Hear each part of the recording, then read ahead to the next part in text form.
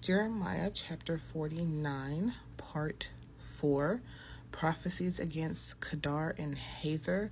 So Kedar is a rural settlement in Israel in the West Bank. It is currently populated. Hazor is northern Israel, which is uninhabited. So the reason I looked up these places is because there were places that Yahuwah said would never be populated again. There would be no restoration. And so some of these places that he mentioned that there's no restoration, that's going to be uninhabited, are uninhabited. Like he said what he said. He said what he said. About Kedar and the kingdoms of Hazor, which King Nebuchadnezzar of Babylon defeated, this is what the Lord says. Rise up, attack Kedar, and destroy the people of the east. They will take their tents and their flocks, along with their tent curtains and all their equipment. They will take their camels for themselves. They will call out to them, terror is on every side. Run, escape quickly, lie low, residents of Hazor. Says this is the Lord's declaration. For Nebuchadnezzar of Babylon has drawn up a plan against you. He has devised a strategy against you. Rise up, attack a nation at ease, one living in security. One they think that they're a secure nation, right? That nothing can infiltrate them. Kind of like America. This is the Lord's declaration. They have no doors, not even a gate bar. They live alone.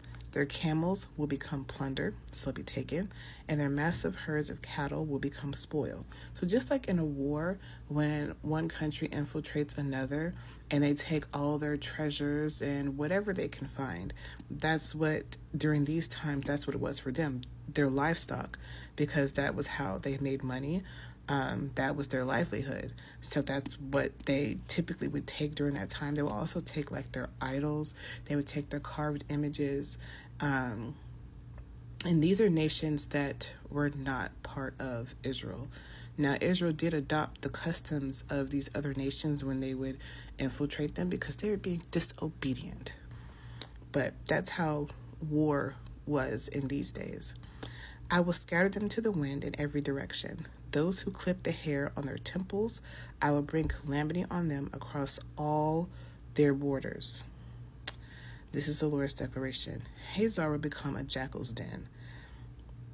If y'all know what a jackal's den is, yeah, a desolation forever. No one will live there. No human being will stay in it even temporarily. And that's when I looked up Hazor, northern Israel. It is currently uninhabited to this day. So from this time period, whenever this was, it has never been inhabited. So, yeah, he said what he said. Listen, if y'all don't believe in the prophecies of the prophets,